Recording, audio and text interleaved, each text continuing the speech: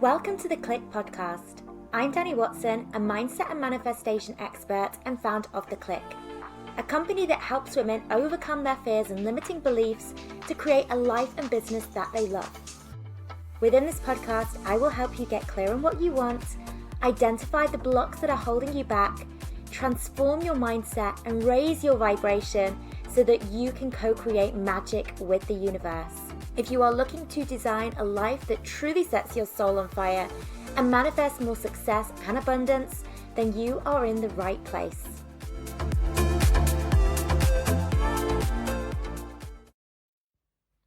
Hello ladies, I am excited to be here recording for you another episode, and for this episode I really wanted to start talking about beliefs, and specifically how do you start to identify the beliefs that you've got which are holding you back.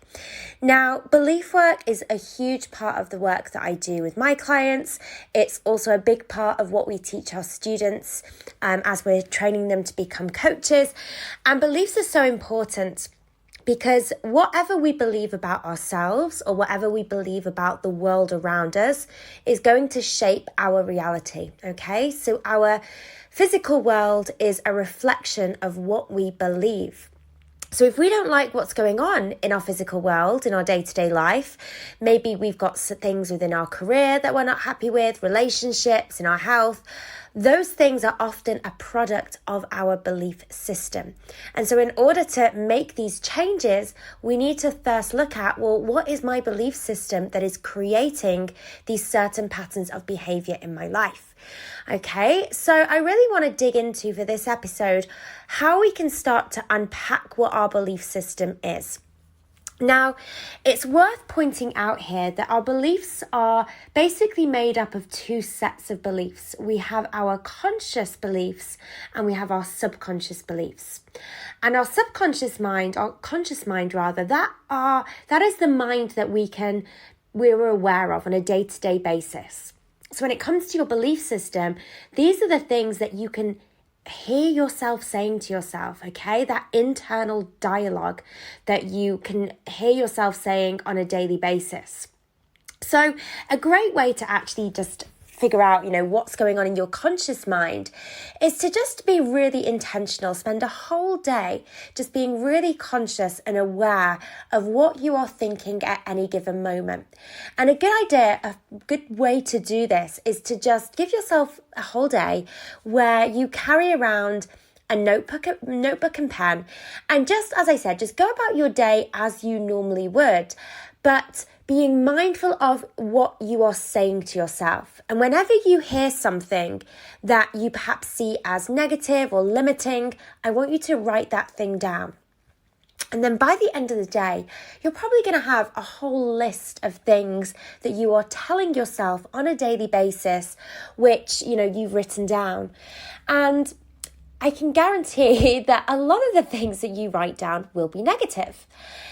And there is a reason for this, so if you do this exercise and you realize that you do have a pretty negative narrative that you tell yourself daily, don't beat yourself up about it, because this is just how we are hardwired, okay?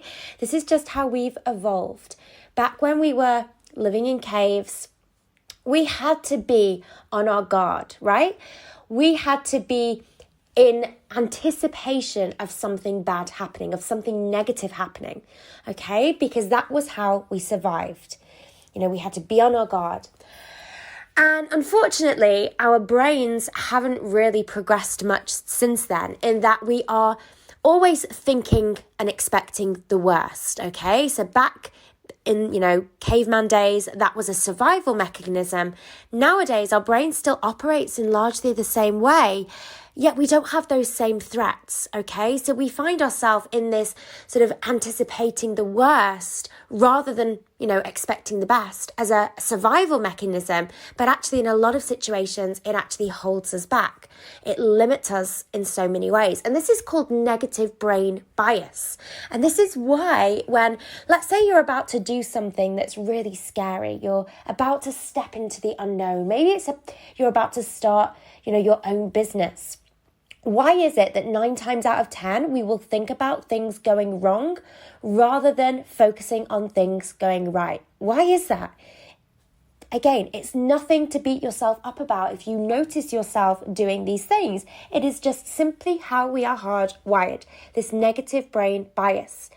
And what that means is that if we are allowing our brains to just think about what they want and we're not giving our brains any sort of direction, they will naturally gravitate towards negative thoughts. Okay? And remember, what we focus on expands. Whatever we are thinking about, we are creating more of. So let's say you have a thought about something. If you think that thought over and over again, you will eventually believe it. It will become an ingrained part of your belief system. And then if you believe something for a long period of time, it is not just a belief, but it becomes a part of your identity. So let's say you start to think one day, oh, you know what, I'm not that great at this. But then through repetition, you repeat that thought over and over again to the point where it becomes a belief. You believe that you're not good enough. And then when you've believed you're not good enough for years and years and years, that just becomes who you are. I'm just somebody who is not good enough. And it starts to become this very generalized statement that you make about yourself across lots of different things. So it might be, I'm not good enough to start a business, I'm not good enough to get a promotion, I'm not good enough to be in a certain kind of relationship. We kind of make this mass sweeping statement that can touch a lot of areas of our lives, and it holds us back in a lot of areas of our lives. Okay, so that belief system, as I said, it's through that reinforcement that it then becomes a part of our identity. And going back to what I said earlier, habitually we will often think more negative because of this negative brain bias. If we're just allowing ourselves to think about whatever we want, 9 times out of 10 we'll probably be thinking about something negative, which means we have to be very conscious with our thoughts. We have to be more intentional about our thoughts. We have to be thinking, what am I choosing to think about in this moment, rather than letting our mind just wander away and think about whatever it likes. Okay, so the great thing about this exercise is that it encourages you to be a little bit more conscious about what you are thinking. So just do it for a whole day, okay, without any sort of pressure on yourself. Keep a notepad and pen to hand and just be mindful of what you are thinking. And then by the end of the day, you're going to have a long list of different thoughts that have cropped up that may or not be a part of your belief system. Okay, just because you've thought something doesn't necessarily mean that you actually believe it, okay? Often it takes repetition and reinforcement for us to actually believe that something is true. Okay, so you might want to check in with some of those thoughts that you're thinking and ask yourself, do I believe this? To get an idea of whether those thoughts are a part of your belief system. And if they're not, this is the great moment to nip those thoughts in the bud, okay? So cut them off in their tracks, because remember, through repetition, those thoughts can become beliefs. You may have heard of positive affirmations. Positive affirmations are statements that you repeat over and over again that eventually, through that repetition, can become a part of your belief system, okay? So we can use these positive thoughts to actually create a new set of positive beliefs, okay? But the opposite is also true as well. If we continuously reinforce negative statements, okay, so negative affirmations, oh, I'm stupid, I'm not good enough, I'm ugly, I'm too old, whatever it is, if we're constantly repeating those statements, they too can become a part of our belief system. Now, that's conscious beliefs. So conscious beliefs are the things that, we can hear. We have access to that conscious mind. But the conscious mind is just the tip of the iceberg, okay? So think of your brain as an iceberg. The tip of that iceberg is above the water, and the main part of the iceberg is actually below the water, hidden. That is your subconscious mind. It's where all of your subconscious beliefs are housed. And 80 to 90% of the outcomes that we see and how we act on a day-to-day basis is a product of our subconscious mind, okay? If you think about just the things that you do every single day without having to think about it, brushing your teeth, walking, breathing. If you got on a bike, you wouldn't have to think about, okay, now I'm pushing my left foot, now I'm pushing my right foot, unless of course you're just learning. But for most people, if you've been riding a bike for a long while, the ability to do that is because the how you do that is locked in at your subconscious level, okay? It's just something that you know without even having to consciously think about it. Okay, so the subconscious mind plays a huge role in how we show up, what we're able to do, what actions we take, and what we subsequently experience in our physical world. Yet for most of us, when it comes to mindset work, we only scratch the surface. We only look at the tip of the iceberg that is above the water. We ignore what is going on below the surface. And of course, when that comes to our beliefs, if we don't know, or if we're not paying attention to our subconscious beliefs, these hidden beliefs, then we find ourselves in these self-sabotaging patterns of behavior or manifesting unwanted outcomes, and we can't figure out why.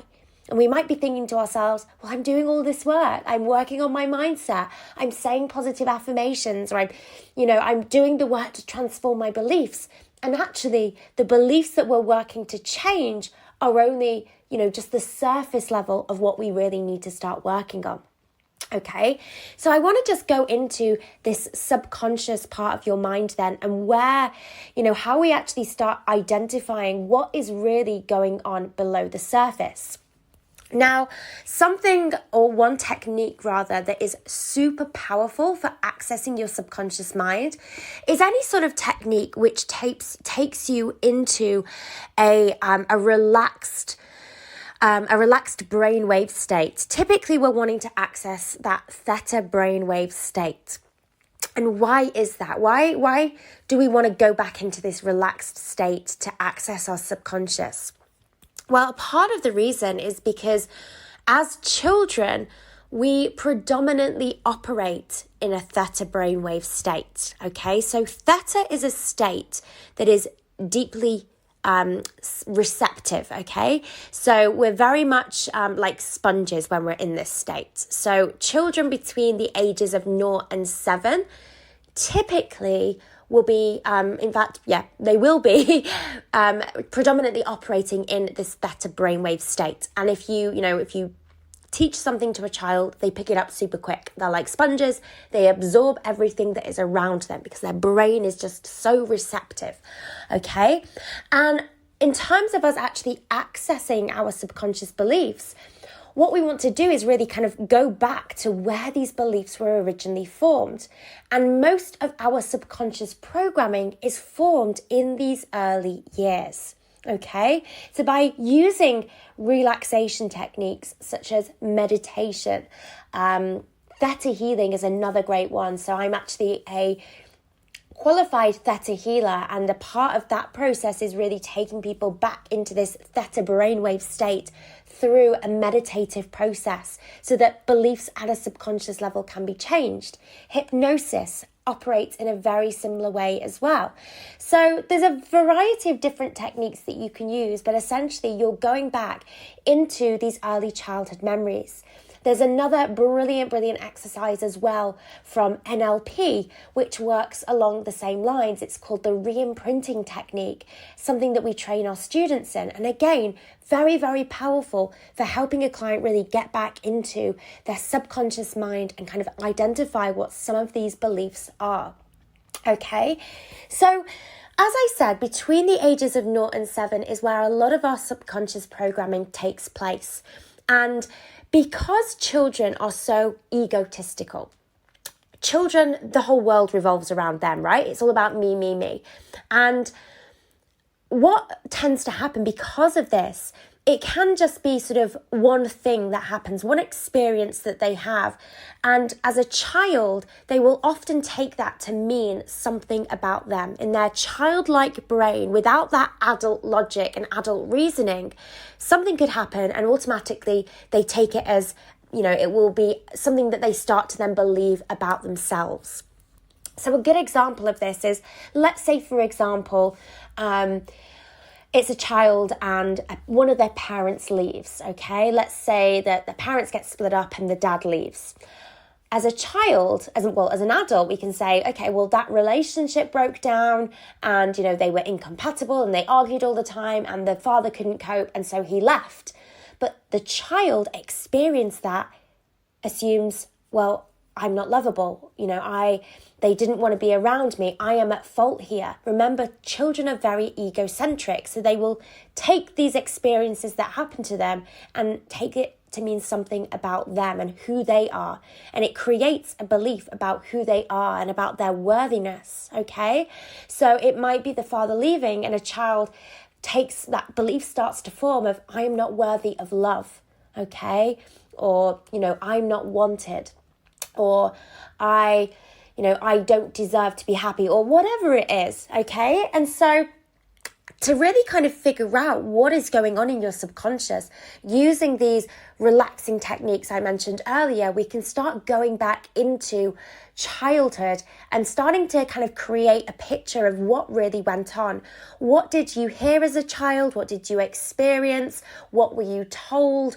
What were things that went on within your household? So a really good sort of example of this is I do a lot of money mindset work actually with my clients, and again, it's something we teach our students about within the Clique Academy. So let's say we're talking about money beliefs and we're trying to figure out, okay, well, what do I believe about money?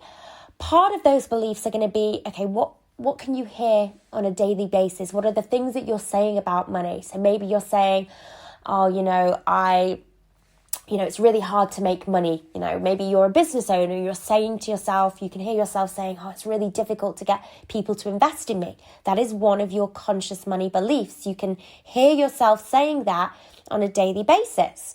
But to really start figuring out the subconscious beliefs, it will take going back into your childhood and thinking about, well, what was I taught about money? What did I hear about money? What were my experiences growing up with money? What did my mum say about money? What did my dad say? What was my social circle growing up? And that's when we can start to identify what our belief system is based upon our experiences from those early ages. So typically between the ages of 0 and 7. And often this will give us a sort of a baseline to work with. But just because we kind of hear one thing one time doesn't necessarily mean that it becomes a part of our belief system. Often to think a thought once doesn't mean we automatically believe it, not necessarily all the time anyway. So then we want to look at, well, where has this belief being reinforced? And we start to almost create a timeline where we find the root cause of the belief and we identify what experiences have I had through my life that have reinforced this belief, that have helped demonstrate that this belief in my eyes is truth, is the gospel truth. Okay? But what we start to realize when we do this work is that the beliefs that we have, often we hold them up as to be the truth, right? We, say that I believe this to be, incredibly true, entirely true. But remember, for something to be an absolute truth, it needs to be 100% true, 100% of the time for 100% of all people, okay? So if we were to say that, Monday comes after Sunday, that is a truth, okay?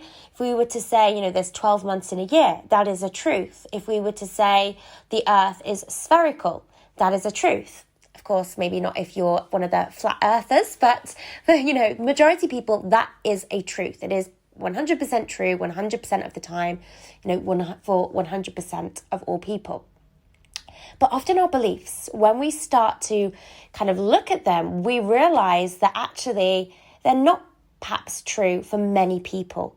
We're holding them up as this absolute truth, but it doesn't necessarily mean that that is a universal truth. So taking money, for example, it's hard to make money. Well, it's not necessarily hard to make money for everybody. There's some people that are earning a lot of money, a significant amount of money, without having to burn themselves out or work hard or hustle to get there.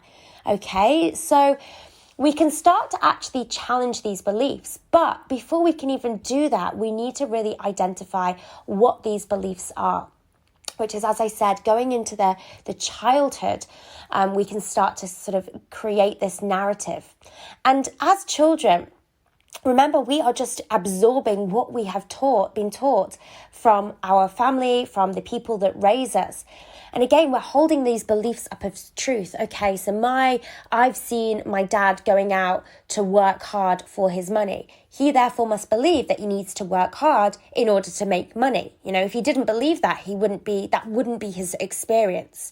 Remember, your beliefs are always reflected back to you in your physical experiences. Okay, so, my father believed this. Where did he get that belief from? Well, he was basically taught it from his father before him. That's basically what he experienced. And when we start going back in this way, we can see that beliefs are just ideas that we have adopted. We've allowed them to become a part of our belief system without even questioning them, right? Without even questioning the validity of these beliefs. You know, especially as children, we just absorb everything and we don't really stop to think, is this true? Do I need to believe this? Do I choose to believe this? We just often blindly take these ideas as gospel and just run with it. And the next thing we know, we're an adult and that belief is still haunting us. That belief of I'm not good enough. We maybe have heard that once from one teacher, and that initial phrase, oh, you're not good enough or you're not smart enough. Maybe then we had another experience later on where that idea was reinforced, and soon enough it became a part of our belief system. And then as an adult, we wonder why we don't put ourselves forward for that promotion, or, we don't start the business, or, we don't try something, because we think we'll fail because of this subconscious idea that I am not good enough. Okay.